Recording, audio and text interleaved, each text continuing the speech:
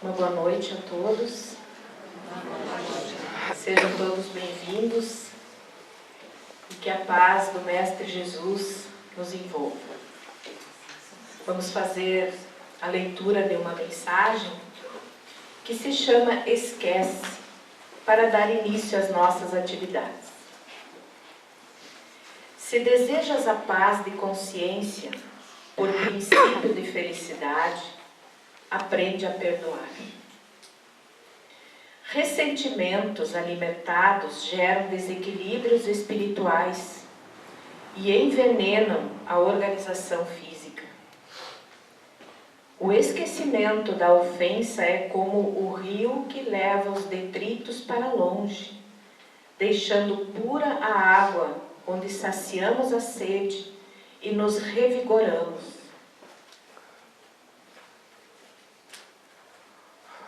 Na harmonia. Apaga da tua mente qualquer episódio menos feliz, superando-o com o esforço da vontade.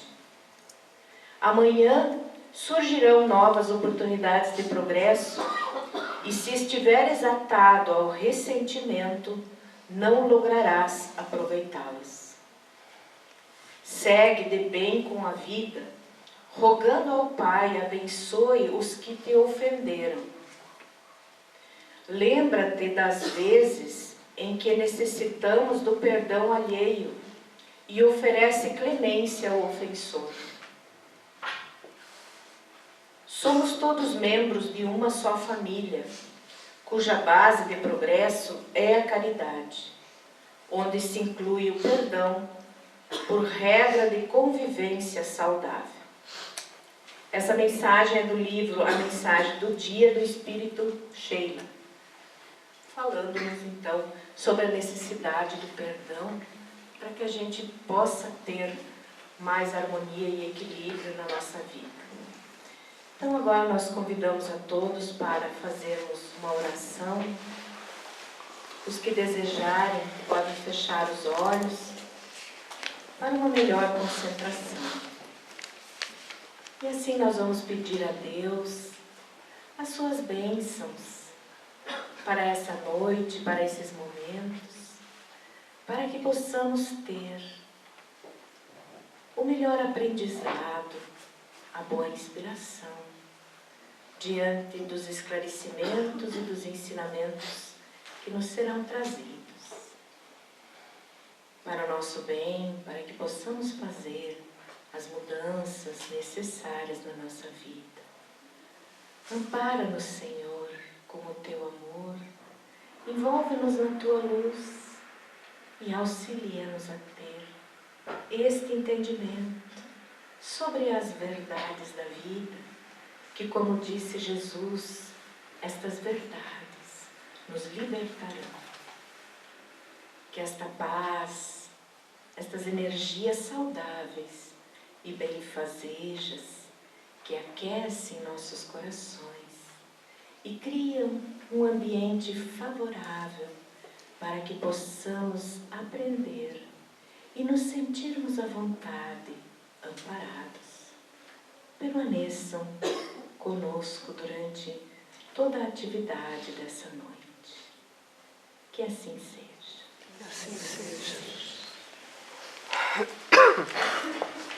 Então, como nós anunciamos, temos conosco novamente o Fábio Frank, que é médico oncologista na sua profissão, coordenador do Centro de Alta Complexidade em Oncologia, o CACOM, que funciona no Hospital de Caridade de Juí, e ele é também expositor espírita. O Fábio vai falar do tema O Desafio da Mudança. Depois da sua exposição, nós temos sempre um espaço para perguntas, né, em torno do tema, ou também em relação a outras situações, né, que nós possamos ter aí alguma curiosidade, um desejo de saber. Então, sintam-se à vontade, né, para fazer as perguntas. Também aqueles que estão na sala ao lado, o César vai estar lá e pode trazer para cá os questionamentos, né, ou escritos no papel, as perguntas. Então nós vamos fazer essa interação num ambiente bem informal e agradável para todos nós. Agora é com você. Obrigado, Yara. Boa noite a todos que atenderam ao convite para essa noite fria, né? Lembrando que o inverno começa só amanhã, então para os friorentos aí, né, nada de desespero, nós ainda temos um bom tempo de frio pela frente. E para tornar essa noite mais quente, o desafio então de hoje é a mudança. Todos nós passamos por situações em todos os dias e a todos os momentos na qual nós somos testados e somos convocados a tomar decisões. E essas decisões, elas acontecem de acordo com nossos padrões morais e éticos, que é aquela bagagem de conhecimento que nós trazemos não só da nossa infância, mas também de outras vidas. E isso faz com que a gente passe a entender melhor todas as situações que estão acontecendo conosco. Isso por si só já é um privilégio. Saber o que nós estamos fazendo aqui com a nossa vida, saber por que nós estamos em determinada posição, isso faz toda a diferença na nossa vida. Quando nós não sabemos o que queremos, nós também não sabemos nem para onde nós queremos ir e como nós podemos ir. Todos nós enfrentamos todos os dias situações como essa. Vocês imaginem que eu lido com situações muito extremas todos os dias. Essa última semana, particularmente, foi uma semana de muitos pacientes novos, que chegavam nas mais diferentes situações, mas todos confrontados com a ideia e a possibilidade de que eles poderiam morrer.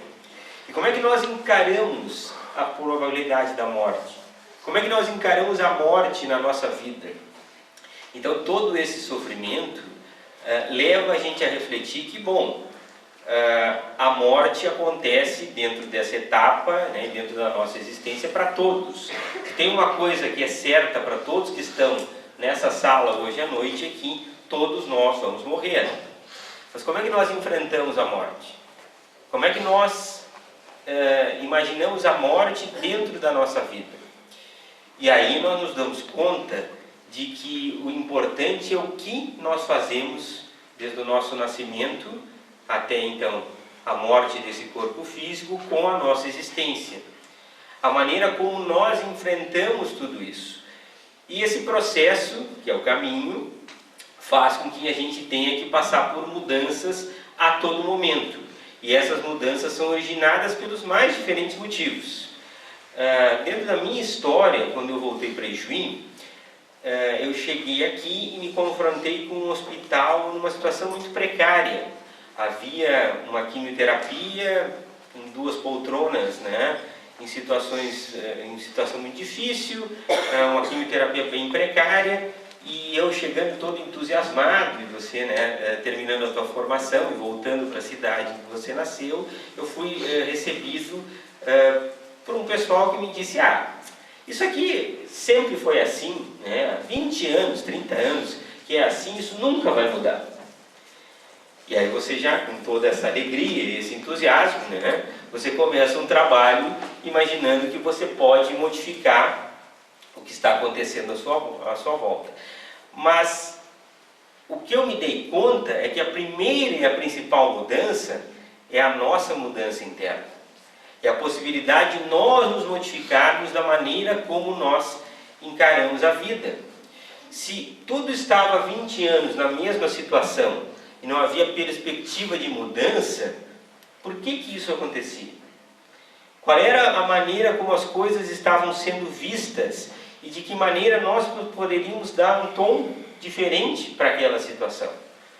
E aí o foco passa a ser exatamente na maneira como nós encaramos a vida. Então, quem crê que a morte é o fim, e que chegando então a esse fim tudo se acaba lidando com a angústia e com o desespero de ver a vida avançando. Agora, quem entende que a morte é uma etapa e que nós estamos aqui, então, dentro da nossa existência, numa grande escola de aprendizado, somos todos doentes, pedindo alta e tentando melhorar e tentando nos aperfeiçoarmos a cada dia, nós entendemos que essa vida é só uma etapa. Que a morte, na verdade, é apenas o desligamento do corpo físico que faz com que a gente passe para outra etapa e que possa, então, se modificar. Então, essas modificações transformam a nossa vida. A maneira como nós imaginamos a nossa existência faz toda a diferença. Porque aí nós começamos a entender que, dentro dos conceitos que nós precisamos realmente valorizar, as coisas materiais, elas se tornam secundárias. O exemplo eu acabei de dar. A pessoa que chega com uma doença grave, e sabe que pode morrer, que existe essa perspectiva, do que servem as coisas materiais? Do que servem as mágoas, a raiva, o ódio, a inveja, a possibilidade de você ser famoso, ter uma posição de destaque? Você trocaria tudo pela possibilidade de viver um pouco mais. E você sofre a angústia de saber que aquelas coisas das quais você valorizou tanto e se apegou tanto, você vai partir e vai deixar tudo para trás. E aí nós nos damos conta, observando isso, que a sabedoria divina está de que a verdadeira felicidade, o importante da nossa existência, não está nas coisas materiais. Está no nosso ser espiritual e na possibilidade de nós evoluirmos e nós crescermos. Quem de nós se dirá totalmente feliz com as coisas que tem, por mais que esteja com uma boa situação de saúde, uma boa situação financeira, enquanto existirem ao nosso lado pessoas vivendo na mais completa ignorância, na mais completa miséria? Nós estamos no inverno, cruzem a rua, vocês vendo pessoas morando em situações precárias, com casas às vezes de papelão ou de madeira muito precária, pessoas amontoadas num quarto sem um aquecedor. E aí nós podemos imaginar, eu vou ser plenamente feliz nessa existência? Não, porque nós necessitamos participar também da transformação desse mundo. É para isso que nós estamos aqui.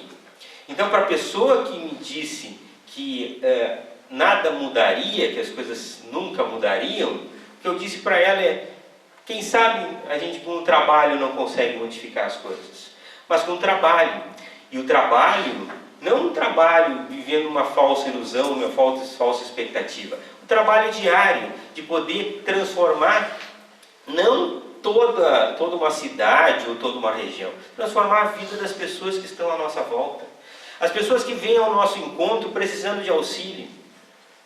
Não existe trabalho mais gratificante do que isso. A possibilidade de nós, nas nossas pequenas atitudes, modificarmos a vida de cada um de nós. Desde aquele trabalhador que atende diretamente no trato diário com as pessoas, atendendo com um sorriso, podendo dar um bom dia, até a pessoa que trabalha em posições que não estão em contato direto com o público, mas você imagine que tipo de comida faz a nossa cozinheira se ela está de mau humor, se ela brigou com o marido, se ela está numa vibração tão negativa. Vocês acham que essa comida ela sai boa? Ela passa bem? Passa coisas boas para nós? Ou a pessoa que vai nos atender no dia a dia, desde a pessoa que nos atende em qualquer recepção, num banco, no comércio, se ela está de mal com a vida, o que ela passa para nós? Estamos passando hoje no Brasil por um processo de mudança sério. Há décadas não se discutia tanto ética como nós estamos discutindo agora. O que nós vemos é uma profunda efervescência política, onde escândalos são revelados dia após dia. Onde nós observamos que o dinheiro público ele é jogado no ralo todos os dias. Se esvai, não chega na ponta que precisaria chegar. E nós clamamos por mudança. Mas essa mudança ela começa onde? Ela começa na nossa transformação moral e ética, na maneira como nós entendemos a vida.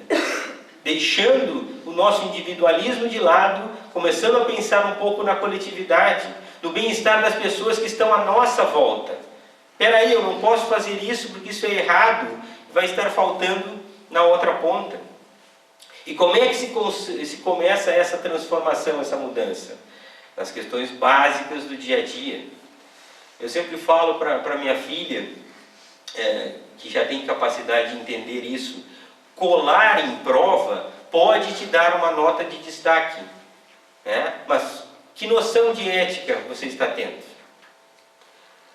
Furar fila pode fazer com que você tenha, então, que seja atendido mais rápido, entre no lugar mais rápido. Que noção de ética nós estamos passando? Estacionar na vaga dos idosos, dos deficientes. E aí, o exemplo clássico, de às vezes você vê médicos discutindo e falando mal dos políticos, numa sala de cirurgia, numa sala dos médicos, e depois atendendo no consultório e perguntando para o paciente: você quer recibo ou não precisa, ou faz sem recibo? Essas são noções de ética. Então nós clamamos por mudança dentro da sociedade, nós clamamos por mudança dos políticos e reclamamos que as coisas não chegam até nós, mas o que nos diferencia? Ou será que ética e moral e honestidade elas têm escala? Então se eu roubar pouco, eu sou menos ladrão do que a pessoa que roubar muito. Então, esse processo de mudança, esse processo de transformação, ele começa basicamente, fundamentalmente, por educação. Educação que nós vamos fazer com que as pessoas passem a adquirir. De que maneira? Trabalhando as futuras gerações. É a única maneira que nós temos. Gandhi nos deixou como mensagem a sua vida. Quando ele morreu, antes de ele morrer, de ele ser assassinado, lhe perguntaram qual é o legado que ele deixava para a humanidade. E ele disse: o legado que eu deixo para a humanidade é a minha vida. É a maneira como eu vivi a minha vida. Ser aquilo que nós queremos, a maneira como nós queremos transformar o mundo. Então a nossa conduta, o nosso exemplo, acaba fazendo toda a diferença. E aí aos poucos você começa a modificar toda a sua família, você começa a modificar os teus amigos, você começa a modificar as pessoas que estão à tua volta. É o que a gente chama de despertar da consciência. Hoje todo mundo vai sair aqui dessa sala com uma obrigação, que é a obrigação de começar a transformar a sua vida já, se assim o quiser. Se não quiser, Deus nos dá o livre-arbítrio de poder também fazer essa escolha. Mas depois nós podemos reclamar lá na frente de que nada está sendo feito, de que as coisas não mudam. Nós queremos realmente essa mudança, então nós temos que ter coragem de iniciar como? Transformando a nossa vida. Jesus nos deixou um código de ética muito simples de ser seguido. Não tem muito como a gente desviar do caminho. Amar ao próximo como a ti mesmo. Respeitar o próximo. Allan Kardec, através da doutrina espírita, nos falava do amor em forma de caridade. Que caridade é essa? A indulgência com a imperfeição dos outros, o perdão das ofensas, como Yara abriu a mensagem aqui, e o amor fraternal, o amor que transforma, o amor que possibilita que a gente melhore a vida das outras pessoas.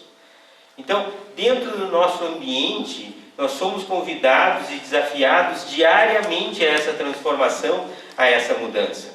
Basta doar um pouco de nós, um pouco do nosso tempo.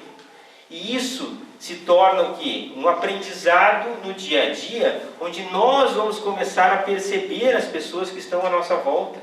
A perceber: vem cá, você não está bem, o que está acontecendo contigo? Como é que você pode, como é que eu posso lhe auxiliar? Nas pequenas atitudes e nos pequenos gestos do dia a dia, na qual nós podemos transformar a vida das pessoas, se importar realmente com aquilo que está acontecendo. Esse é o poder transformador. Então a verdadeira revolução, a verdadeira transformação, ela vai acontecer com a nossa reforma íntima. O espírita não é aquele que é perfeito. O espírita é aquele que, a cada dia, no final de cada dia, reconhece os seus defeitos, os seus erros e pensa, bom, o que eu fiz de errado hoje? Como é que eu posso melhorar? Essa é a reforma que a gente fala. E dentro desses conceitos estão a capacidade da gente amar, a capacidade de nós perdoarmos os outros, a nossa tolerância, né? Hoje se fala tanto em tolerância, mas se lida com tanta intolerância. Vejam o que aconteceu nos Estados Unidos com a questão do assassinato. Então, intolerância por religião, intolerância por opção sexual, intolerância por partido político. O país está dividido e não se conversa mais, apenas se agride, né, através das redes sociais, sem que a gente possa entender que, fundamentalmente, a grande maioria das pessoas, elas querem a mesma coisa. E só uma minoria que continua interessada e que acaba utilizando, então, todo esse ódio para criar o caos e para que as coisas não se modifiquem. Então, como é que nós podemos modificar isso? É passando para as nossas crianças a ojeriza pela política e pelas coisas que são do bem comum? Ou transformando essas crianças em pessoas de bem que vão ser éticas o suficiente para chegar e dizer, olha, isso está errado, isso não pode ser feito. Eu estava vendo um depoimento de um funcionário público, né, colocando isso nas questões de ética, né, de que como é fácil sumir ideias nas repartições públicas de canetas, lápis, folhas, né, e isso a gente faz dentro das nossas próprias empresas também. Então, pequenas coisas, mas que fazem grande diferença e que vão ter grande importância. E dentro disso tudo, então, o que nós estamos fazendo aqui? Eu usei na minha última palestra, contei essa historinha do livro Alice no País das Maravilhas, e vou contar de novo, porque o livro está lá na mesa da nossa sala e a nossa filha está lendo de novo. A Alice encontra o gato risonho, o gato risonho pergunta, menina, você está perdida, né? E a menina diz, qual é o caminho que eu tomo? E o gato pergunta, mas para onde você quer ir? Eu não sei, eu estou perdida. Mas não, para quem está perdido, qualquer lugar, para qualquer caminho serve. Então, para onde é que nós queremos ir? O que nós queremos fazer na nossa vida? Qual é o nosso objetivo hoje frente ao que nós estamos vivendo e nós estamos presenciando? Nós nos acostumamos à queixa, né, ao azedume. Isso é muito comum hoje na nossa sociedade. Queixa o tempo inteiro e você encontra pessoas que você não tem muita intimidade. O elevador é um lugar que, né, depois da conversa sobre o tempo e o frio, né, falar sobre política, então, é uma coisa bastante comum, e falar mal do governo, então, nem se fala, é um prato feito. Mas, dentro disso tudo, será que nós não nos deparamos com uma queixa, um azedume? O tempo todo a gente está falando mal e como é que se muda isso? Ou será que nós estamos num ponto de desesperança e dizer, bom, isso não tem solução, né? Se eu pensasse assim, como médico de câncer, né, estaria numa situação bem ruim, porque a gente se depara com situações todos os dias, e eu vejo dentro dessa sala aqui muitos que foram muito vitoriosos com a doença, dá para escrever vários livros, não um só, e com vários capítulos, né, de pessoas que venceram a doença de forma brilhante. Vocês nem imaginam o prognóstico que eles tinham e a vitória que eles têm sobre a vida. E como é que eles conseguiram transformar isso? É não parando, não desistindo de viver. Continuar a viver e se libertando de todas essas amarras e todos os pesos que a gente acaba carregando. Todos nós na nossa casa, e esse exemplo é bem clássico, nós vamos ter lá um lugar, uma sala, um depósito cheio de tralha. Alguns têm o porão, outros têm o sótão, está cheio de tralha e a gente não tem coragem nem de abrir a porta para arrumar aquilo que a gente não sabe por onde a gente começa. E aquilo nos traz muita angústia, porque a todo momento a gente se lembra daquilo e lembra quantas coisas poderiam ser úteis para as outras pessoas, né? Estão ali, são coisas materiais, a gente não utiliza para nada e nos geram só angústia. Então, na nossa vida assim também é. nós acabamos nos envolvendo com muitas coisas, buscando muitas coisas, ambicionando muitas coisas que no fim não têm utilidade nenhuma. Eu quero ser eternamente jovem, né? Eu quero ser eternamente bonito e eu quero viver até os 100 anos, né? Sem nenhuma ruga, né? Que é um milagre, né? A ciência ainda não chegou a esse ponto. Algumas pessoas até conseguem, mas é com aquele sorriso permanente, né? A pessoa dá um sorriso e levanta a perna porque esticou tanto que não consegue nem, né, mais fechar. Será que eu preciso disso para a minha vida? Será que isso não é um paradoxo? Quer dizer, por um lado, eu quero viver até os 100 anos. Por outro, eu não quero envelhecer. Envelhecer virou sinônimo de coisa pejorativa. Vejam só, né? Então, como é que eu estou pensando na minha vida? Será que eu acho que a doença nunca vai bater a minha porta, a idade nunca vai chegar?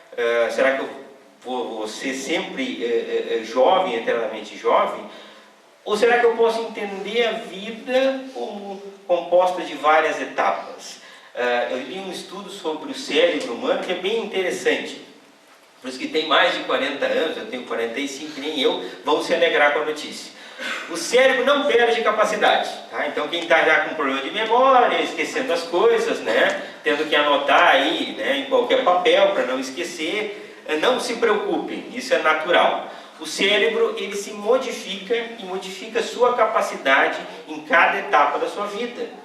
Então, se num primeiro momento eu tenho grande capacidade de assimilar informações, de decorar tudo, num segundo momento eu troco isso por inteligência emocional.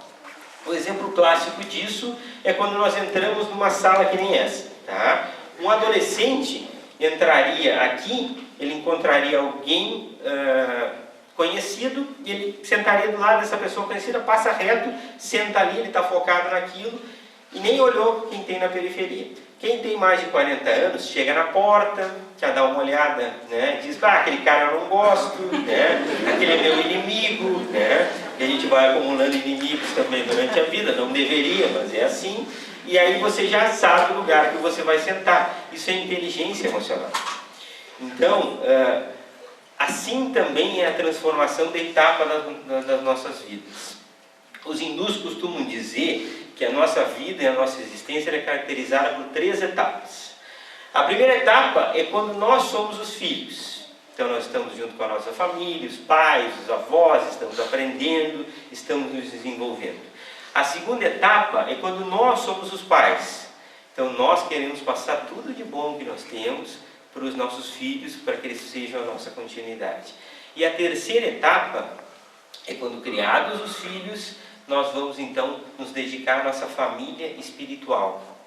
Por quê? Porque a gente percebe que a finitude dessa existência está chegando, que nós pertencemos a uma família espiritual muito maior e nós começamos a nos também focar mais nessas questões espirituais. Então, quem consegue ter esse conhecimento, quem consegue ter essa consciência da sua existência antes, consegue também já ir se libertando dessas amarras, né? É aquele conceito clássico, a pessoa começa a ser bem sucedida na vida e ela compra uma grande casa, compra uma lancha, compra um carro do ano, né? Tem uma casa na praia, uma fazenda, e depois vai passando o tempo, ela vai se livrando de tudo aquilo e acaba a sua vida num espaço de 100 metros quadrados que ela acha que é o adequado para a sua vida. Porque ela vai vendo que quanto mais coisas materiais ela tiver, mais transtorno é, mais dor de cabeça, mais angústia, mais aflição. Então, é a sabedoria da nossa existência. E isso nós vamos aprendendo.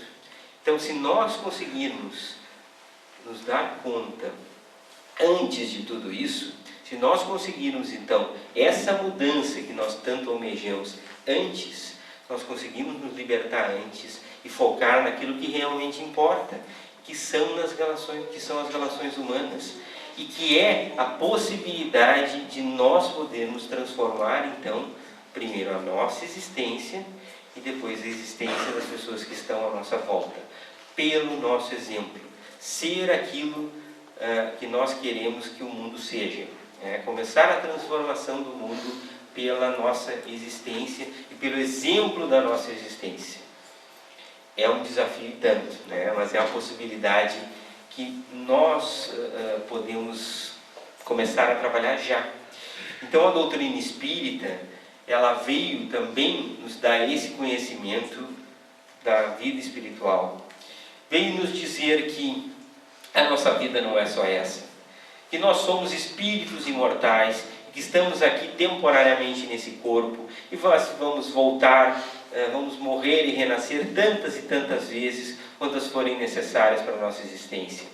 Que nós precisamos trabalhar a caridade como o grande valor que nós precisamos para a nossa vida, que nós temos que ter a capacidade de desenvolver a lei do amor, porque é ela que nos permite perdoar, é ela que nos permite evoluir. Se todos nós estamos hoje numa posição privilegiada, é porque certamente num passado muito remoto nós fomos perdoados e esse perdão nos permitiu avançar. Então isso faz toda a diferença. Tem uma estatística no Brasil que diz que 95% dos brasileiros dizem sofrer algum tipo de inveja, que são invejados. Interessante que a mesma estatística diz que 0% das pessoas afirmam ter inveja dos outros. Então tem alguma coisa errada aí, porque se todo mundo é invejado, ninguém sofre de inveja. Por quê? Porque dentro das nossas relações, nós sempre tentamos focar de como está a vida do outro e esquecemos de focar a nossa vida, de fazer a autocrítica, de fazer a análise que é mais importante. Conhece a ti mesmo, já dizia a filosofia socrática. Então, nós precisamos fazer essa reflexão e nós precisamos começar a nossa mudança, deixando um pouco de lado a vida das outras pessoas. Bom, os americanos reciclam lixo, isso é importante? É uma informação valiosa, mas o mais importante é que eu reciclo lixo. Eu tomo banho demorado, eu gasto muita água em São Paulo, por exemplo, que é um lugar crítico, ou em qualquer lugar que hoje a gente tem que ter a consciência sobre cuidar da natureza. Mas o meu vizinho toma um banho de meia hora, que eu sei, eu escuto, no apartamento, a água vindo pelo ralo. Não interessa. Interessa se nós estamos tendo esse tipo de atitude. Se nós temos a capacidade de podermos nos transformar. E essa transformação, ela nos mantém, e aí a chave e a fonte da juventude, ativos. Eu conto a história de um paciente que chegou no meu consultório, primeira consulta, todo alinhado, 90 anos de idade, e a primeira coisa que ele me fez, ele me entregou um livro. E disse: doutor, o livro que eu acabei de escrever. E eu disse: que ótimo, o que o senhor faz? Eu sou advogado. Que bom, o senhor agora está aposentado, tem mais tempo para escrever. Quem é que disse que eu me aposentei? Eu continuo trabalhando no meu escritório normalmente, num ritmo mais lento, então agora eu tenho tempo para escrever, mas continuo com as minhas causas. E então eu quero saber que o senhor me dê o tratamento logo, porque eu preciso continuar tocando as minhas coisas. E isso é invejável. Porque qualquer pessoa na posição dele diria que mas eu já trabalhei demais, como a gente vê todos os dias, 35 anos de idade, passou por um câncer terrível, fez o tratamento pelo SUS, então ele recebeu todo o tratamento gratuito pelo governo, durante o tratamento ele recebeu um auxílio saúde, recebeu todo o apoio da família, da equipe médica, ficou curado, poderia voltar a trabalhar, e mas eu acho que eu tenho que me aposentar, porque a vida foi muito cruel comigo, eu sofri muito, quando o pensamento deveria ser exatamente ao contrário. Então, nós temos a capacidade de transformação e de mudança. Nós podemos a cada dia entender esse tipo de evolução. Eu conversava com um paciente que agora se tornou um amigo, que ele no início, quando teve a doença, a primeira coisa que ele me dizia é: todo mundo me diz que a doença vai me tornar uma pessoa melhor. De que jeito? Eu posso me tornar uma pessoa melhor sem a doença. Eu não preciso passar por ela. E hoje, conversando com ele, ele disse o poder de transformação. O poder de transformação que o sofrimento nos traz. ainda é necessário. Nós ainda somos seres imperfeitos, em busca de evolução. E precisamos passar por momentos de sofrimento ainda. E Jesus já nos dizia isso, né? Na vida tereis aflições, e nós a temos todos os dias, principalmente quem mora no Brasil, né? Mas é o nosso compromisso com esse lugar. Então, se nós entendermos isso, nós vamos entender também que com a evolução da humanidade, essas mazelas, esses sofrimentos, eles tendem a diminuir, se nós quisermos que isso aconteça. Se nós agirmos de tal maneira que isso possa acontecer. É a lei de ação e reação. Para cada coisa boa que nós plantarmos, coisas boas nós vamos receber de volta. E a gente tem o exemplo disso nas coisas do dia a dia. Você encontra pessoas na rua todos os dias, né? Pessoas que às vezes te querem muito bem e você nem lembra como você auxiliou, e às vezes pessoas que te tratam mal e que também você não lembra que fez mal para aquelas pessoas. Então, tudo que a gente faz, tudo que a gente planta, a gente recebe. E essa lei de causa e efeito, ela faz com que a gente entenda de uma vez por todas que nós precisamos fazer essa reforma íntima. E isso nós temos que insistir ao máximo. A tentativa de modificação já nessa existência. Sair dessa sala hoje e poder refletir e traçar objetivos que sejam claros para a nossa vida. De que maneira eu posso transformar a nossa vida? De que maneira eu posso transformar as vidas das pessoas que estão à minha volta? Para que quando então finalmente chegar a hora de partir, eu possa também dizer que o que eu deixei para o mundo, né, foi o meu trabalho, a minha capacidade de transformar. É isso que eu deixei. Porque aí quando eu vou voltar para um mundo que já vai estar modificado. Se engana e quem pensa, mas eu vou deixar para os meus netos, eu vou deixar para os meus filhos, sim, mas vai deixar também para você mesmo, né? Quando nós retornarmos aqui e tivermos que conviver com tudo isso. Então, esse é o grande desafio da mudança. O desafio de nós entendermos de uma vez por todas que nós não estamos aqui por acaso. Que nós estamos no lugar que nós precisamos estar, com o corpo que nós necessitamos ter, com a família que nós precisamos ter, com a profissão que foi nos concedida para que a gente pudesse, então, trabalhar a nossa evolução. Nós temos o livre-arbítrio de virar as costas para isso, mas a nossa consciência não vai nos deixar em paz. A consciência nos traz esse preço. Quem de nós aqui que ousa tentar trabalhar pelo bem, não tem dias em que gostaria de estar dizendo, mas né, vou jogar tudo para cima, gostaria de estar vivendo na farra, né? Mas a consciência não nos permite mais.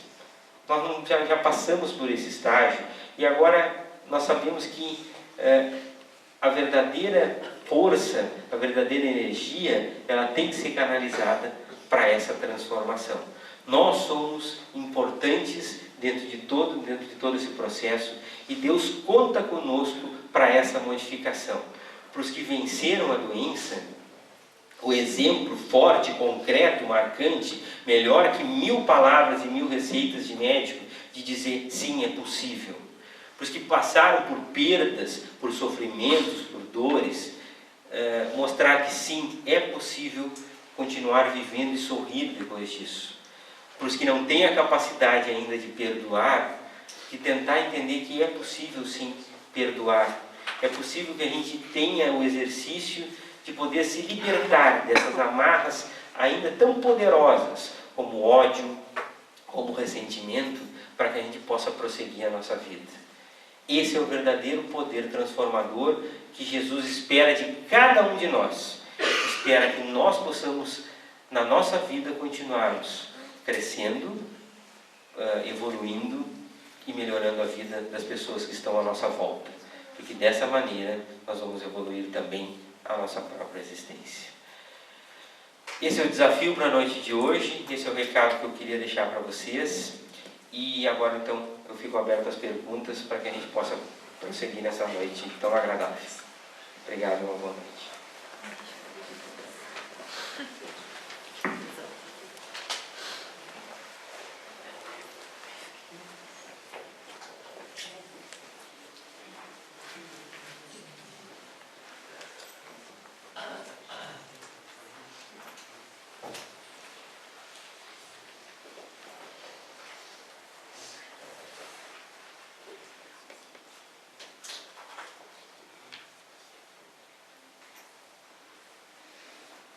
Eu acho que eu deixei todo mundo muito pensativo.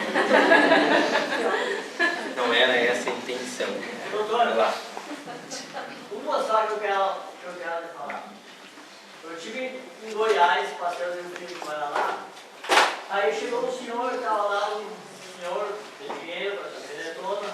Chegou no polícia do rapaz lá, nós ficamos prosseando aqui, prosseando ali, o rapaz se informando um outro sobre os negócios. E daí chegou lá uma certa altura, o meu rapaz perguntou umas coisas de uma pessoa lá. E daí o homem, aquele senhor, uma senhor de idade, acho que com 60 e poucos anos por aí, ele disse assim: olha, pai, eu tenho que falar uma coisa. Enquanto você ou aquela pessoa fica se importando com a vida da outra pessoa, a tua vida vai ficando para trás. E aquilo me gravou na memória. Foi esse cara que eu escutei lá do homem e fiquei marcando. Enquanto fica pensando na vida dos outros, a tua vai ficando para trás. E aquilo me botou na memória, eu morei com aquilo, né? Ele cuidar eu não ficar. Não, mas calma, a mente ela pode deletar algumas informações e colocar outras melhores no lugar. Como, por exemplo, todos nós nos deparamos hoje com esse sentimento que é o sentimento de egoísmo, né? As pessoas hoje, elas estão pensando muito em si e deixando um pouco de pensar nos outros. É o que a gente acontece quando a gente encontra qualquer pessoa, né? Você chega para alguém e pergunta como vai, né? E a pessoa vai sempre responder o quê? Ah, eu estou cansado, né?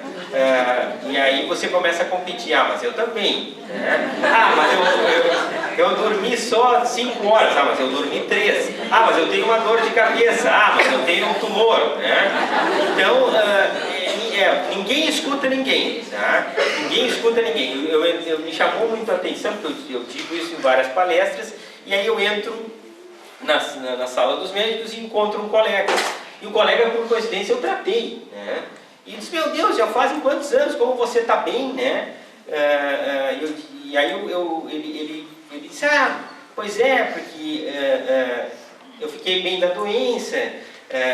E aí eu comecei a falar: pois é, e os tratamentos agora. E ele só falava nele, ele não me escutava, ele falava nele, ele contou toda a história dele, contou a história da família, e eu ali, né?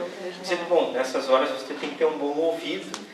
Mas me chamou muito a atenção. A pessoa não quer ter um diálogo, ela quer desabafar, né? De preferência passar toda a ansiedade que ela tem para ti, você fica com aquela ansiedade ali, né? E agora eu levo o livro para casa, deixo bloqueio, e olhando para a porta, ver se vai entrar mais alguém, né? O que você possa passar para ela. Então, o grande segredo está em exatamente ao contrário. Quem auxilia uma pessoa joga a sua vida para frente. Porque certamente nós vamos receber isso de volta. E isso eu não falo da boca para fora. Todos nós já tivemos essa oportunidade na vida, de ajudar alguém e logo em diante essa mesma pessoa estar lá para te auxiliar, né? Então, a vida dá muita volta, né? E todos os dias você se depara com situações assim. Eu conto... essa semana mesmo eu atendi um paciente, me ligaram para dizer que o paciente estava precisando de ajuda, era um conhecido, né? Então, estava pedindo ajuda, eu atendi, e aí depois eu perguntei para o colega, mas por que você queria tanto? Não, porque num momento de dificuldade, esse paciente foi o paciente que mais me auxiliou. Então hoje eu sinto feliz de poder estar na possibilidade de auxiliar e de ajudar essa pessoa. Então quando a gente planta algo de bom, isso se volta contra a gente. Agora o pensamento egoísta, a gente está pensando muito no nosso bem-estar. mas o que a gente está deixando de concreto em termos de estar plantando algo para o futuro? É aquela história, vou chegar lá na hora da fila, né, do juízo final e vou dizer, eu quero entrar porque eu nunca fiz mal a ninguém. Ótimo, e eles vão te perguntar aí, você fez bem a alguém? Essa é a nossa oportunidade e essa é a nossa escola. Aqui está a pergunta, poderia falar sobre desobsessão? Vou dar uma palestra nova, né? Acho que eu vou para a sala ao lado para terminar essa palestra lá. No Espiritismo, nós chamamos todo o assédio de outros espíritos desencarnados de obsessão. Então, todos nós lidamos com isso todos os dias. Um exemplo, se nós prejudicamos alguém nessa vida, se nós fazemos mal para essa pessoa e essa pessoa desencarnar, ela pode, depois de desencarnado, estar próximo da gente e os espíritos estão sempre junto com a gente, tentando nos prejudicar. É o que a gente chama de obsessão. Então, os espíritos obsessores têm esse poder de poder nos influenciar negativamente, porque eles às vezes são movidos a sentimentos nocivos, como vingança, como ódio, né? E então, qual é a melhor maneira de nós podermos trabalhar isso? Primeiro, entendendo que isso é um fenômeno que acontece com os desencarnados, assim como os encarnados. Eu posso ter prejudicado alguém, né? Essa pessoa ainda estar aqui com a gente, quando essa pessoa está perto de nós, o que sai, né? Quando a gente se encontra? É um sentimento muito ruim, né? Porque aí vem a nossa consciência, vem todo um sentimento de ódio, de raiva. Então, a melhor maneira de trabalhar isso é dentro de uma casa espírita, onde a gente possa entender, então, o que está acontecendo e que a gente possa, então, auxiliar esse espírito obsessor a entender a situação, a entender o que está acontecendo e trabalhar basicamente o perdão.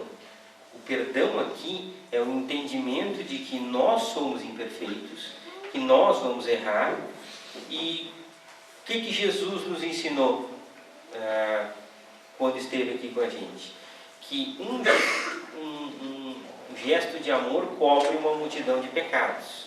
Então, tudo aquilo que nós fizemos de ruim, que a gente tente remediar sempre que possível. Se nós não podemos remediar diretamente com a pessoa que nós causamos mal, que a gente trabalha então na prática do bem, auxiliando as outras pessoas, que essa vai ser uma forma de nós também anularmos esse efeito. Então, quem acha que está passando por qualquer processo obsessivo, então a primeira dica é oração, vigilância nas suas atitudes, nos seus gestos, e sempre que possível buscar um ambiente da casa espírita, onde isso vai poder ser melhor trabalhado, através do aconselhamento fraterno, do auxílio nos grupos de estudo.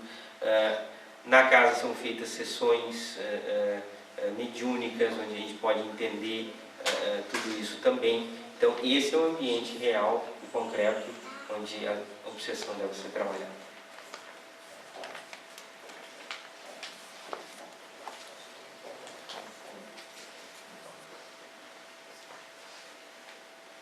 Fábio, na mensagem que eu li no início, lembra que tu tem que repetir, né, para a sala ao lado. Sim. Na mensagem que eu li, diz aqui assim, ó, ressentimentos alimentados geram desequilíbrios espirituais, né, no caso da obsessão, e envenenam a organização física. Você entende assim que o câncer pode ser um envenenamento também, assim, pelo ressentimento? A pergunta da Yara aqui é sobre o ressentimento e a questão do surgimento das doenças, principalmente o câncer.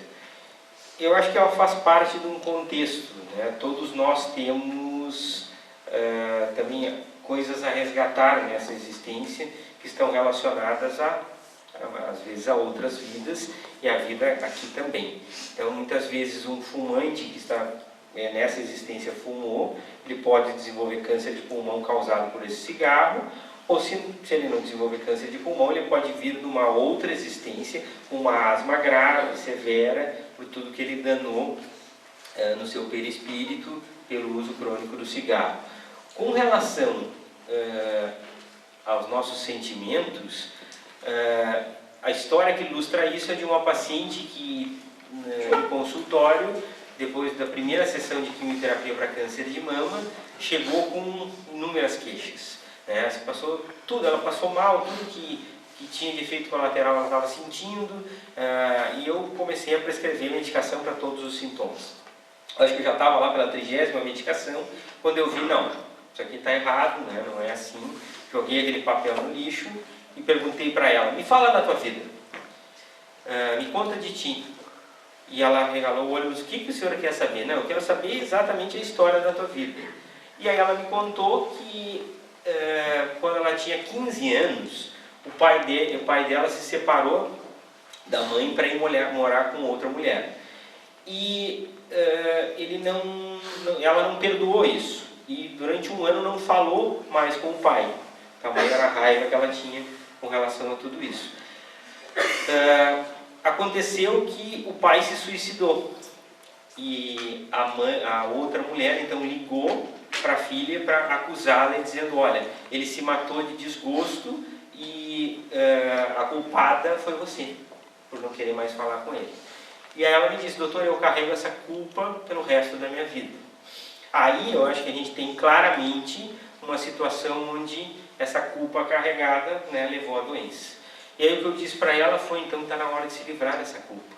Você acha que uma menina de 15 anos tem toda essa responsabilidade sobre a vida de um adulto que que teve o desatino de tirar a própria vida? Né? Uma pessoa consciente, né? Colocar a culpa numa menina de 15 anos. E essa paciente se libertou. Depois daquilo, assim, ela não teve mais efeito colateral nenhum, não precisei mais prescrever remédio nenhum. Ela se livrou daquele câncer de mama. Hoje ela entra no consultório de cabeça erguida, antes, né, entrava de cabeça baixa. É aquela pessoa que tão culpada, ela não conseguia nem olhar no teu olho. Então, sim, os sentimentos fazem parte disso.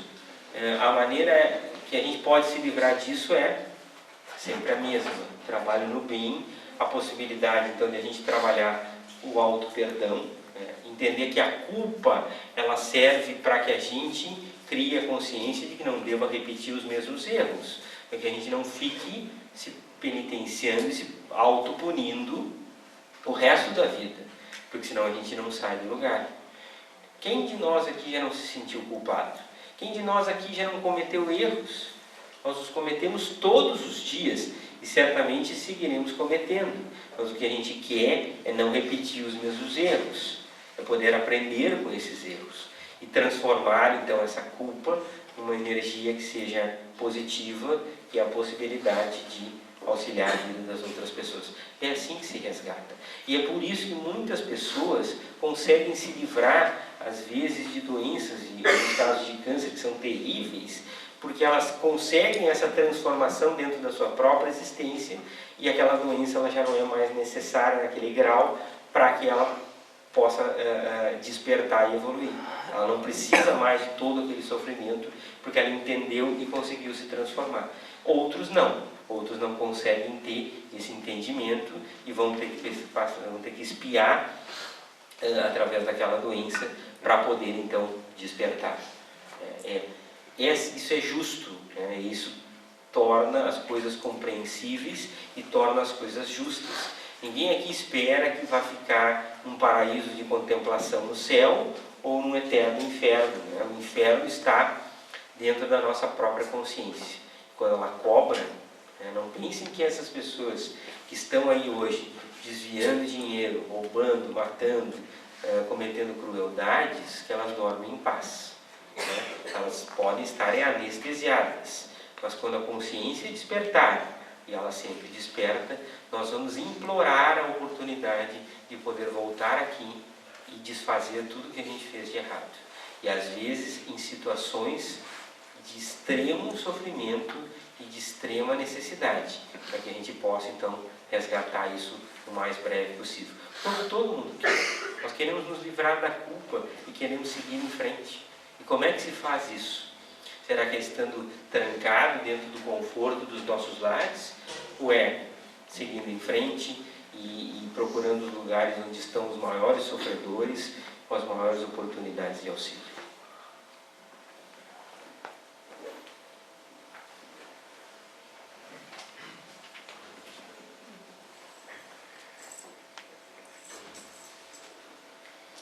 É a hora do fantástico.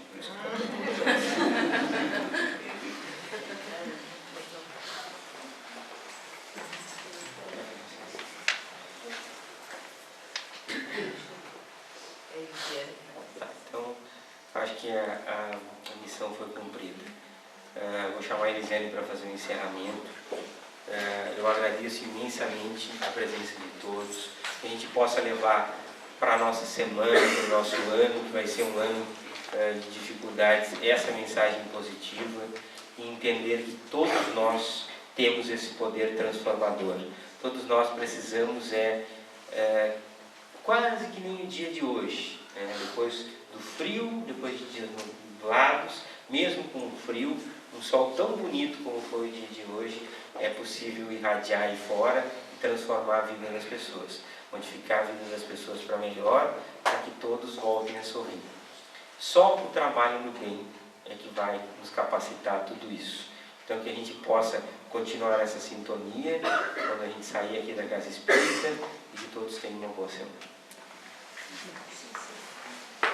Muito obrigada, então, ao nosso irmão Fábio, que em breve possa estar aqui novamente, nos dando o ar da graça, nos trazendo essas reflexões tão grandiosas, tão necessárias para o nosso dia a dia.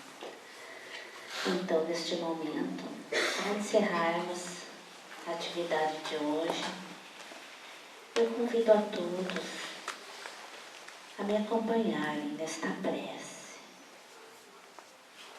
Convido a todos para quem desejar fechar os olhos, buscar a harmonia interior, tirando dos nossos corações muitas vezes aquela mágoa que ali há muito tempo faz morada. Vamos deixá-la de lado. Vamos falar com Deus, nosso Pai, pedir as bênçãos desse Pai grandioso para nós, para nossa família, para tantos irmãos que hoje estão nos hospitais,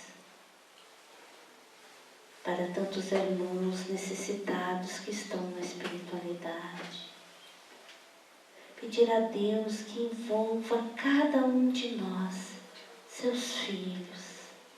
Pedir o amparo, a força, a coragem para enfrentarmos as dificuldades do nosso dia a dia, para enfrentarmos os nossos medos. Deus, acolha-nos nos teus braços de Pai amoroso.